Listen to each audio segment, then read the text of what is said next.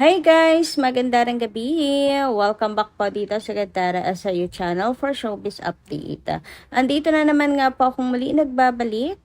Ang nagmamaganda ninyo kachismosang Kim Pao, wala na pong iba. Ang lokaret na si Gandara SRU upang maghatid sa inyo ng latest update and fresh happenings patungkol kina Kim Chiu and Paolo Avellino. And para nga po sa gabi nito, ang tatalakayin natin at pag-uusapan ay mayroon nga pong kinalaman dito sa Kim Post Project na malaking balita na for sure ay pag-uusapan sa social media. Kaya naman, huwag po muna natin pangunahan ang mga announcement. Actually, itong kina Paolo and Dadine, hindi pa rin naman po siya binabalita po ng mga legit sources. Kaya naman, kung ano muna yung, kumbaga ay, mag-focus muna tayo sa Kim Pao sa ngayon at wag muna sumingit ng iba. Pero bago po ang lahat ng yan, sa mga hindi pa po nakaka-subscribe sa ating channel, i-click nyo lang po yung subscribe button natin at notification bell na riyan sa baba upang kayo po ay maging updated at ma-notify tuwing may bago tayong chika at balita hinggil sa Kim Pao. Basta mga balita na may kinalaman kina Kim Chiu and Paolo Avellino, sagot na po natin yan. And nais rin pala natin pong pasalamatan ng atin pong mga taga-subaybay na lagi pong nakasuporta sa atin pong mga updates. Bilang pasasalamat, may ilan po tayo na piling basahing komento ngayong gabing ito.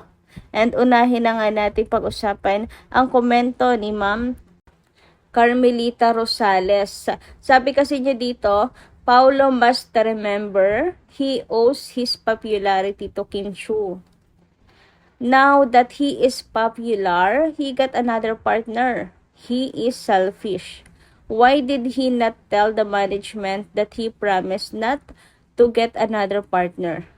Paolo forgot Kim who helped him be popular. Before he was paired by he really her name. He is not popular. Now that he painted with Kim, he cannot help Kim to the management in France that there was an agreement. So, ang tungkol naman po dito sa sinasabi ninyong pangako na hindi siya makikipag-partner sa iba kundi kay Kim Chiu lamang. Actually, hindi naman natin nakita talaga yung kontrata. Kung talagang yun ang nakalagay sa kasulatan na tanging kay Kim lang siya makikipag-partner. Yan ang hirap din sa mga sabi-sabi. Minsan na panghahawakan din po natin. Pero ayun nga, since meron pong project si Pao with other artists, ibig sabihin lamang po nito is kasama rin po yan sa kontrata niya. At the same time, ang pangako naman po ni Paolo Avellino, hanggat andyan po ang mga Kim Pao fans, hanggat may demand mula daw po sa atin, mga Kim Pao fans, andyan lang po sila. Mananatili po sila. And napaka-vocal din naman ni Paolo Avellino na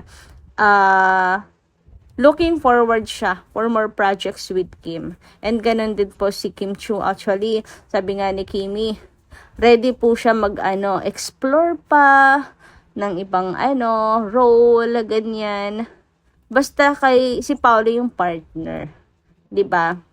So, kaya naman pinanghahawakan ko yon na meron man pong project ngayon. So, palagay na po natin si Pao with other artists. Like yung sinasabi nga na si Nadine, alam po natin na may Kim Pao pa rin at hindi po yon mawawala. Dito lang din po talaga mapapatunayan din. Dalawang mapapatunayan dito sa totoo lang.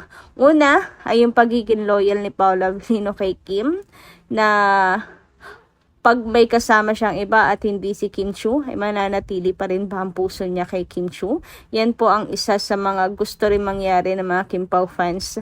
Kumbaga ay pagsubok kay Paolo Avellino. Hindi rin naman po tatatag ang isang relasyon ng wala pong pagsubok. Lahat naman ata tayo dumadaan po sa pagsubok. So, yung relasyon din ng Kim Pao for sure, dadaan din po sa mga pagsubok, and I think isa na ito ngayon. And ang pangalawa naman, masusubukan dito kung gaano kalakas, kapag si Paolo, kapag wala si Kim Chiu. I mean, kapag may solo projects sila, kahit po si Kim, kung may ibang kapartner, malakas pa din ba? Susuportahan pa din ba ng mga fans? Kung hindi si Paolo ang kanyang partner? Ayun, vice versa. Ganun po. Diyan magkakaalaman. Pero ang mga Kim Pao fans hati tulad ko, meron pong ibang full support kasi wala naman ako nakikitang masama at talagang antiwala ko kay Paolo kasi 100% at lalong higit po kay Kim Chiu. Kaya ganoon. Pero meron din pong iba na ayaw pa, hindi pa nga ready, na gusto pong ipagdamot si Kim and Paolo. Sila yung nagsiselos para sa Kim Pao, 'di ba? Lalo na't wag na wag daw sana magkakaroon ng kissing scene, etc. Kasi gusto nila ang mga labi ni Pao ay kay Kim Chiu lang. Anyway, ako naman, as long as, ay katulad ng nabasa ko kanina, wag lang po ipapartner doon sa mga nakapartner na nila na lahat ay ayaw natin. Ayaw nating lahat yung mga nakapartner na. Wag lang po ulit doon, 'di ba? Tapos, naniniwala din ako sina Kim and Paolo na mismong hindi papayag Kaya, kung okay sa kanila to, provided sa kanila, kasi A-lister naman na ang Kim Pao pwede po silang humindi sa katrabaho. 'Di ba? So, ayun guys. Palagay ninyo. Anyway, disagree naman ako sa sinabi nyo na walang utang na loob si Paolo Avellino. Anyway, dumako naman tayo dito sa comment po ni Honey Joy Serigor. Sabi niya rito, "Hello Miss Gandara, gets ko na kung bakit ayaw pang umamin si Kim sa publiko. Kasi talagang sina din ang kapareha ni Paolo sa movie niya sa France. Kung si Kim walang problema, kaya lang hindi natin masisisi ang mga fans ng Kim Pao kasi ayaw nilang paulit-ulit na masaktan si Kim.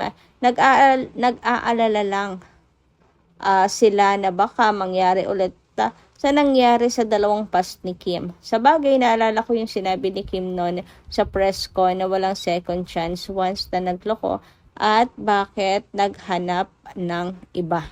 So, ayan. Opo, naintindihan ko naman, di talaga po natin masisisi yung iba kasi ayaw po ulit nilang masasaktan si Kim Chiu. Kaya yung iba po ay talaga nag-aalala nung mabalitaan na may ibang partner si Paolo Avellino. And tungkol naman sa sinabi nyo na gets nyo na kung bakit tayo pang umamin ni Kimi dahil si Nadine ang kanyang kapareha. Medyo naguluhan ako doon ng una. Pero napagtatanto ko na maaari. One of the reason kung bakit hindi pa rin talaga umaamin si Kimi is, di ba sinasabi nga niya na baka mamaya umamin tapos biglang, ay, after 1 week, 2 weeks lang, hiwalay na, nakakahiya nga naman.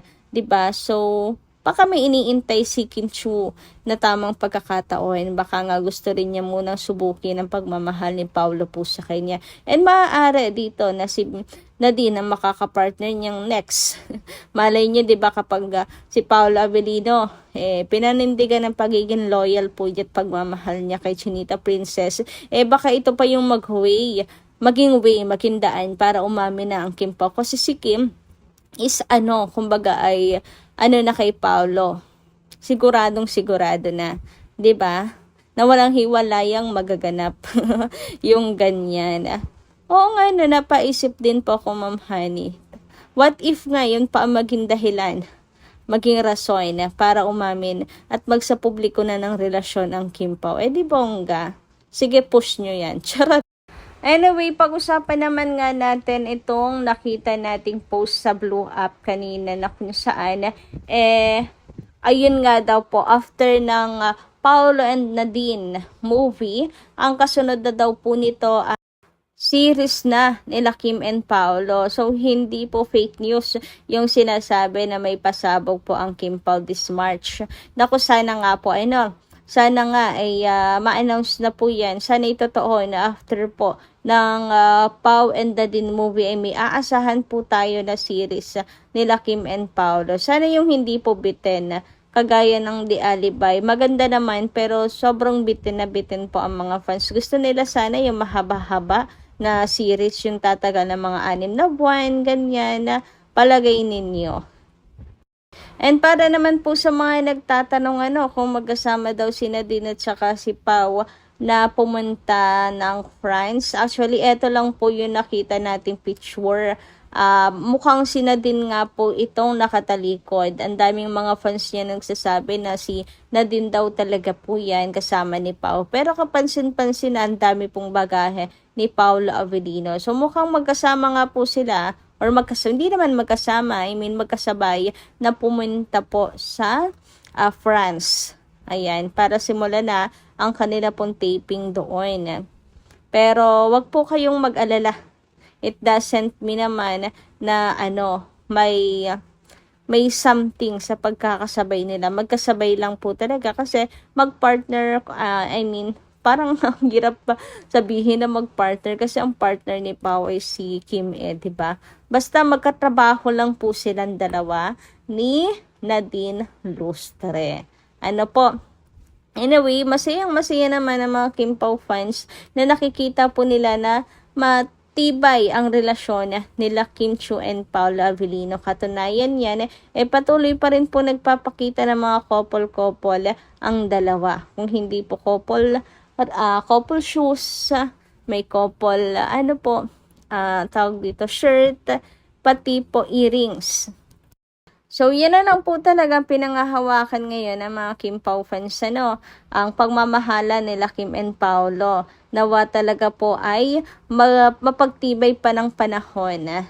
Ayan, subukin man po ng mga pagsubok. Sa bagay, boring din naman kung hindi haharap sa ganito po ang relasyon ng Kim Pau, hindi po. So, dadaan po tayo sa mga ganitong pace ng buhay. Kaya naman, dapat lagi po tayong ready.